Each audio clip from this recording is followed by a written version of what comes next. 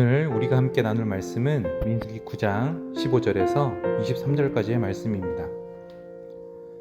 성막을 세운 날에 구름이 그 성막 곧 증거의 성막을 덮었고 저녁이 되면 성막 위에 불 모양 같은 것이 나타나서 아침까지 이르렀으되 항상 그러하여 낮에는 구름이 그것을 덮었고 밤이면 불 모양이 있었는데 구름이 성막에서 떠오르는 때에는 이스라엘 자손이 곧 행진하였고 구름이 머무는 곳에 이스라엘 자손이 진을 쳤으니 이스라엘 자손이 여호와의 명령을 따라 행진하였고 여호와의 명령을 따라 진을 쳤으며 구름이 성막 위에 머무는 동안에는 그들이 진영에 머물렀고 구름이 성막 위에 머무는 날이 오랠 때에는 이스라엘 자손이 여호와의 명령을 지켜 행진하지 아니하였으며 혹시 구름이 성막 위에 머무는 날이 적을 때에도 그들이 다만 여호와의 명령을 따라 진영에 머물고 여호와의 명령을 따라 행진하였으며 혹시 구름이 저녁부터 아침까지 있다가 아침에 그 구름이 떠오를 때에는 그들이 행진하였고 구름이 밤낮 있다가 떠오르면 곧 행진하였으며 이틀이든지 한 달이든지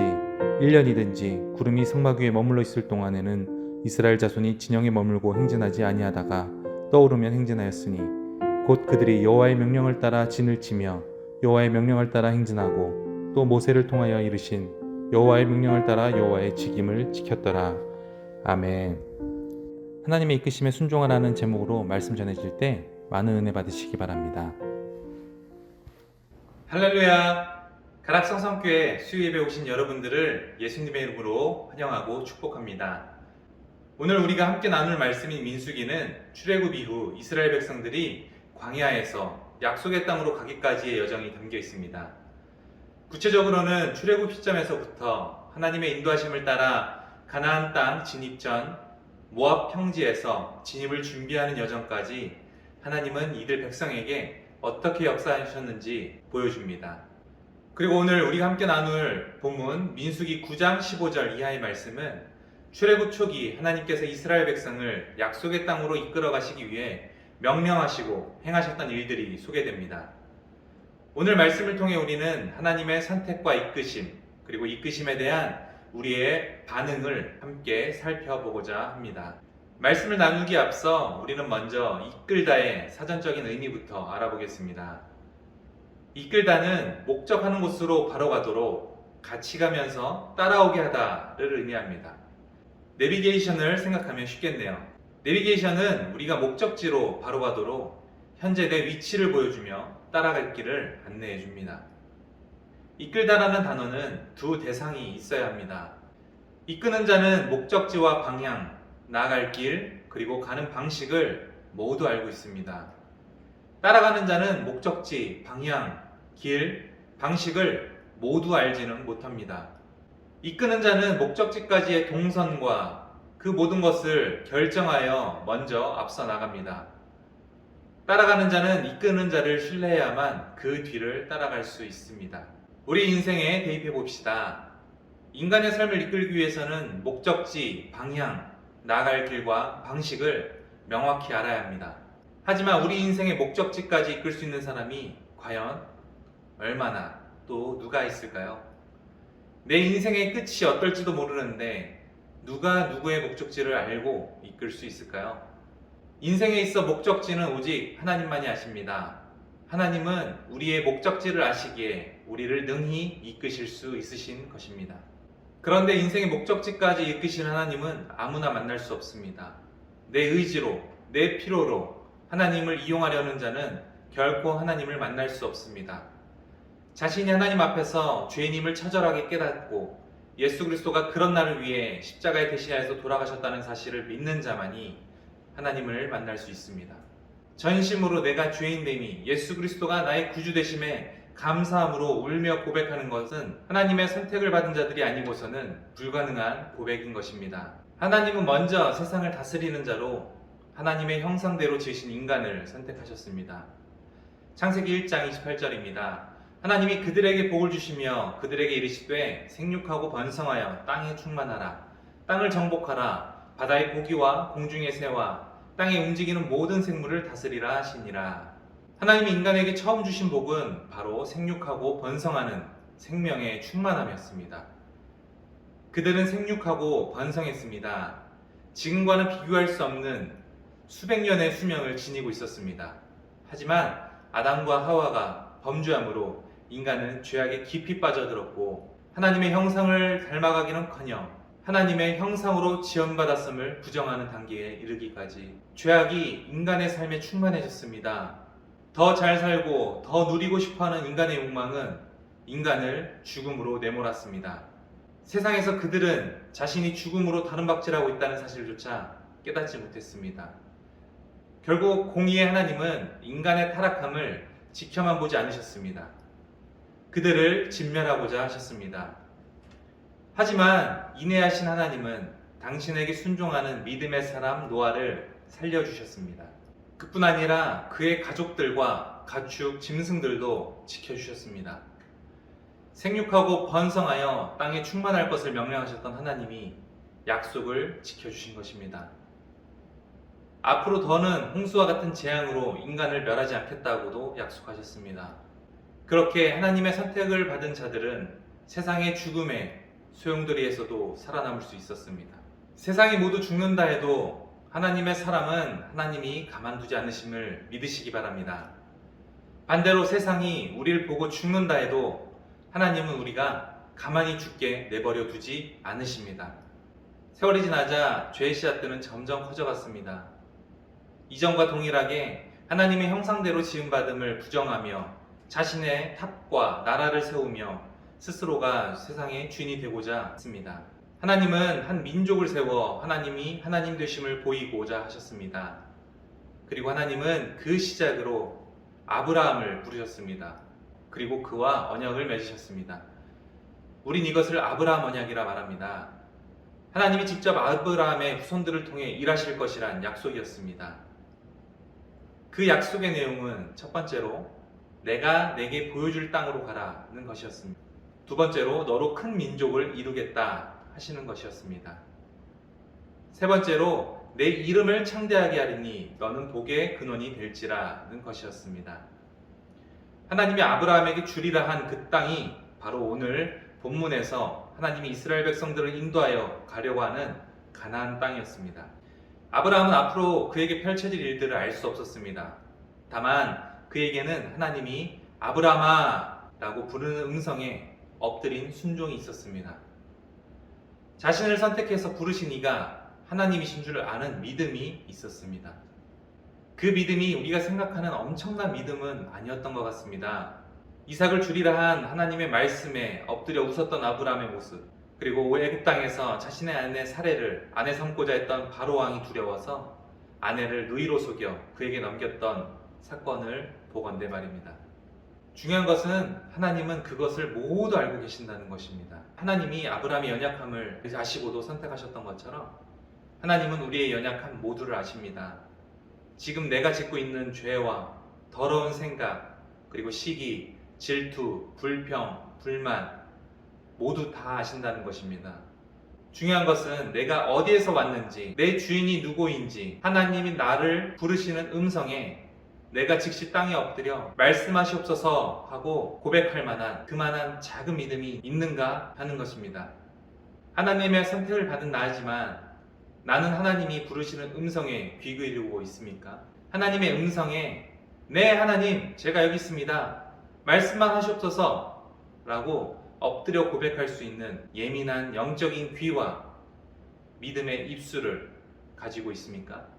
하나님은 이스라엘 민족을 출애굽시키시기 전 애굽 땅에 내렸던 10가지의 재앙을 통해 분명히 알려주신 것이 있습니다.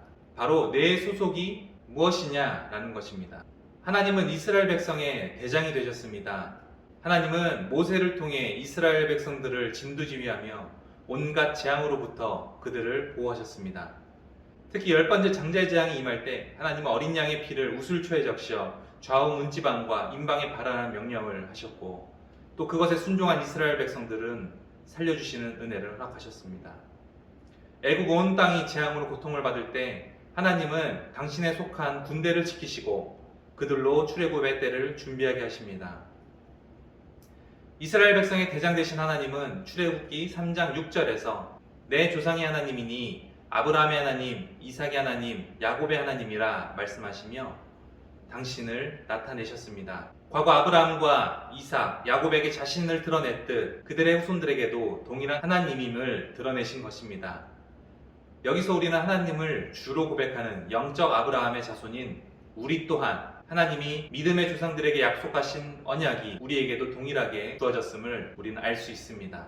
이것을 믿는 우리는 하나님께서 우리의 삶 또한 이스라엘 백성들을 상상하지 못할 방법으로 인도해내신 것처럼 우리 또한 그렇게 인도하실 것이란 확신을 가질 수 있어야 합니다. 하나님이 약속하신 언약을 반드시 이루시는 분이란 것을 명심해야 합니다. 그래서 우리는 말씀을 붙잡고 하나님께 매달려야 합니다. 아브라함과 이삭과 야곱의 하나님이 동일하게 우리에게 역사해달라고, 하나님이 우리의 삶을 당신의 계획대로 이끌고 있음을 확신하게 해달라고, 또 우리가 그만한 믿음으로 그만한 확신을 가지고 이 삶을 살아갈 수 있게 해달라고 말입니다. 우리 아이들이, 우리 부모님이, 우리의 지인들이 하나님만 섬기고 하나님의 이끄심을 따라 사는 것이 바로 복받은 삶인 줄 알 수 있도록 우리는 그들을 위해 함께 기도해야 할 것입니다. 출애굽 이후 이스라엘 백성의 삶은 더욱 척박해졌습니다. 아무도 살 수 없을 것 같은 광야, 절망만 가득할 것 같은 광야에서 하나님은 이스라엘 백성들을 어떻게 이끌어 가셨을까요? 하나님은 민수기 2장에서 모세와 아론에게 각 지파별로 진을 편성케 하셨습니다. 그리고 행군의 순서를 정하게 하셨습니다. 이어 3장에서는 제사장과 제사를 돕는 레위인을 구분하셨고 각 자손별로 임무를 부여하셨습니다. 민수기 5장에서 7절까지 율법을 정하셨고 또 8절까지는 구체적인 제사 방법들을 언급하십니다. 그리고 등장하는 오늘 본문인 민수기 9장 15절에서 16절 말씀을 함께 보시겠습니다. 성막을 세운 날에 구름이 성막 곧 증거막을 덮었고 저녁이 되면 성막 위에 불 모양 같은 것이 나타나서 아침까지 이르렀을 때 항상 그러하여 낮에는 구름이 그것을 덮었고 밤이면 불 모양이 있었는데 하나님은 각 지파의 정중앙에 성막을 위치하여 세우도록 하셨습니다. 성막을 세운 날 구름이 성막을 덮었습니다. 저녁에는 성막 위 불 모양 같은 것이 나타나 아침까지 그들을 지켰습니다. 낮엔 구름 기둥으로 밤엔 불 기둥으로 하나님은 이스라엘 백성들을 보호하신 것입니다. 하나님은 거기서 그치지 않으셨습니다. 구름을 통해 그들을 이끄셨습니다. 민수기 9장 21절에서 23절입니다.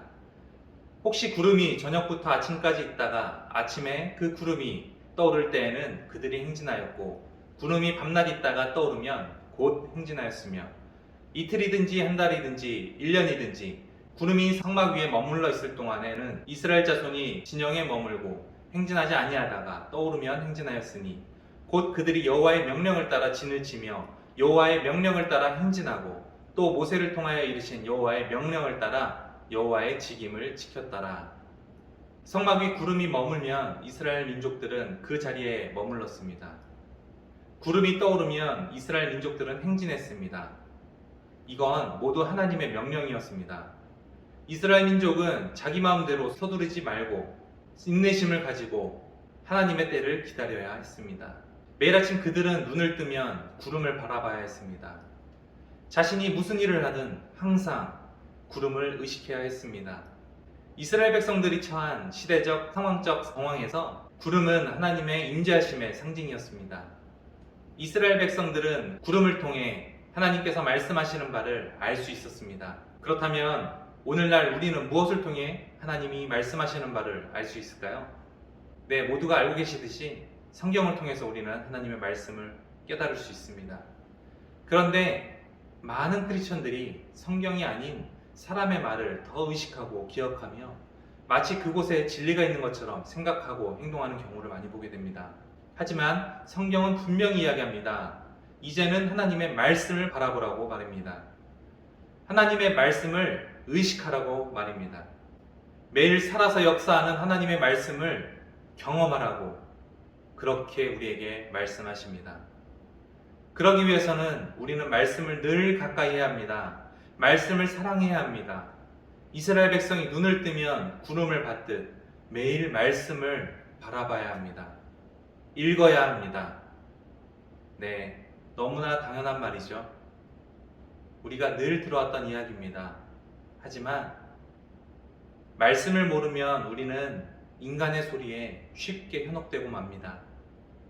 하나님의 약속이 아닌 사람들의 이야기에 혹시 흔들리고 계시질 않습니까? 내 삶에 대한 확신이 없어 늘 불안하진 않으십니까? 말씀을 통해 하나님께서 친히 우리의 삶의 여정을 이끌고 계심을 깨닫는 여러분이 되시기를 소망합니다. 말씀은 우리의 삶을 뒤바꿔 놓습니다.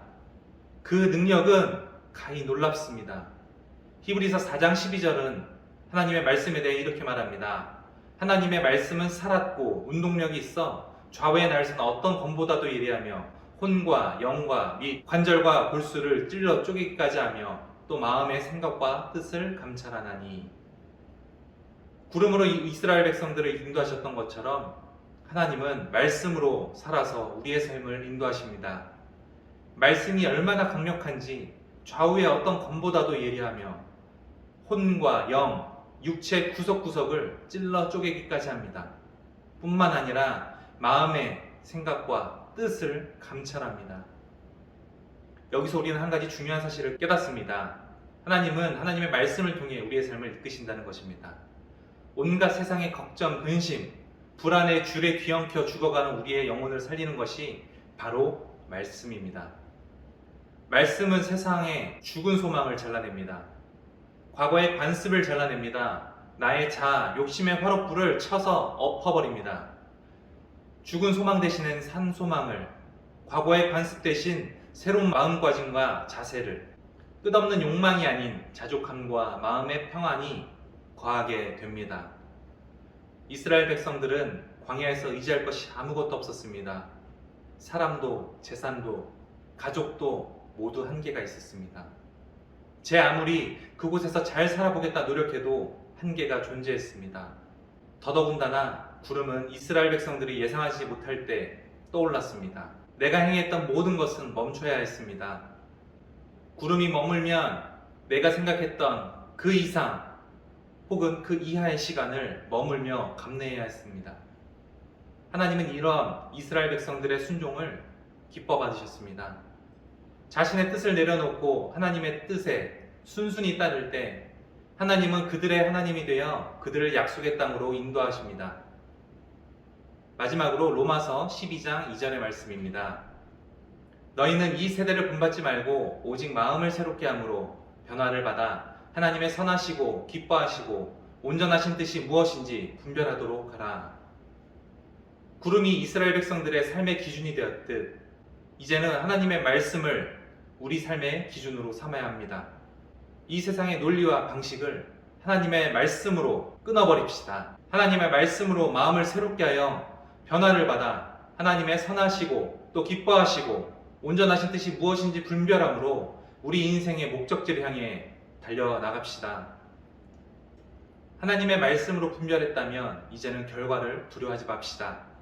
어떤 결과가 있든 우리를 선한 길로 인도하실 주님을 기대합시다. 우리에게는 우리보다 조금 앞서서 우리와 함께 동행해 주시는 예수님이 계십니다.